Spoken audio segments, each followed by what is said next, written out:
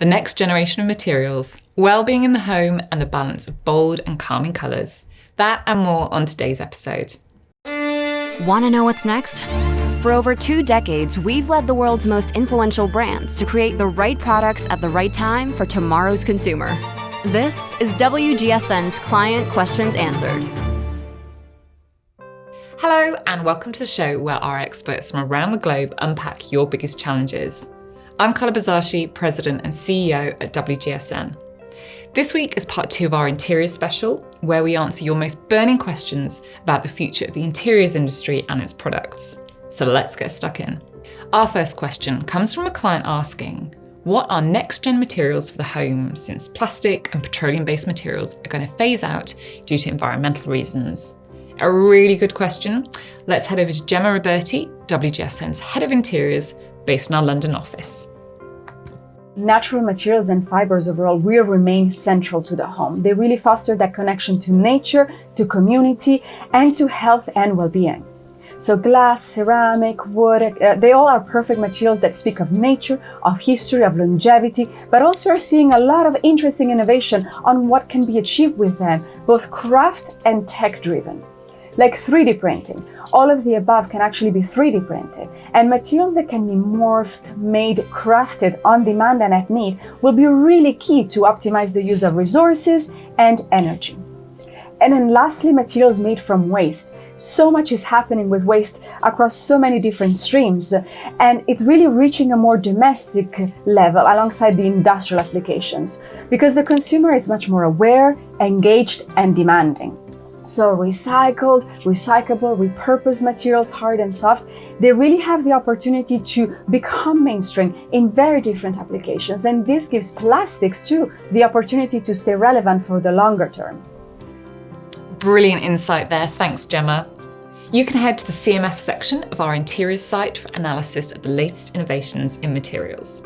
Our next question comes from a client asking, how will spaces in the home evolve to support mental and physical well-being? For this one, I'm passing over to Angela Ringo, our Senior Strategist for Interiors, based in New York. The key rooms that are mentioned in wellness conversations on social media are the bedroom, bathroom, and kitchen spaces.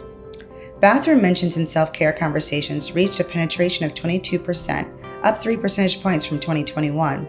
This indicates that the bathroom is a primary location for wellness routines and a key area for investment.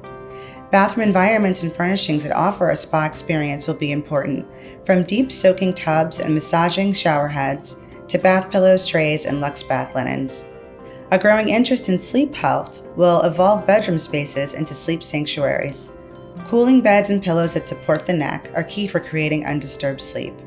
Soft furnishings like heavy drapes and thick rugs are important for blocking unwanted light and noise. Scentscaping elements help round out the overall sense of well-being with products like diffusers, room scents, and linen sprays, which create an olfactory experience in bedroom spaces. The kitchen is another key place for engaging in daily self-care rituals and is being treated more as a healing space. Activities like washing dishes, cooking, cleaning, and tea or coffee brewing offer a chance to unplug and accomplish chores in a mindful way.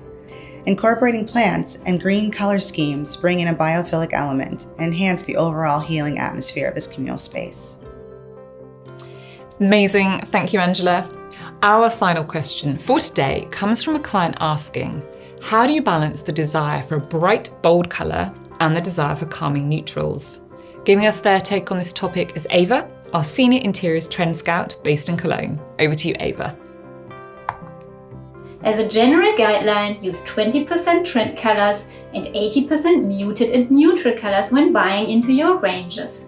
Of course, these percentages may vary depending on your brand being an innovator, part of the mass market, or the conservative sector.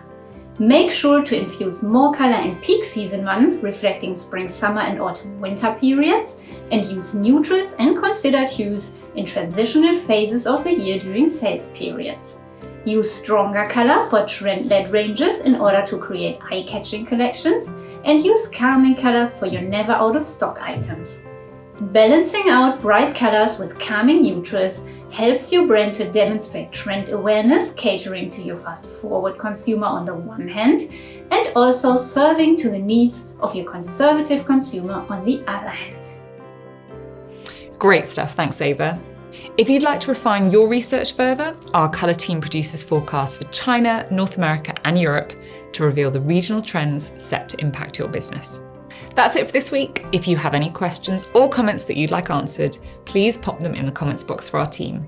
I'm Carla Bazashi, and I'll see you next time.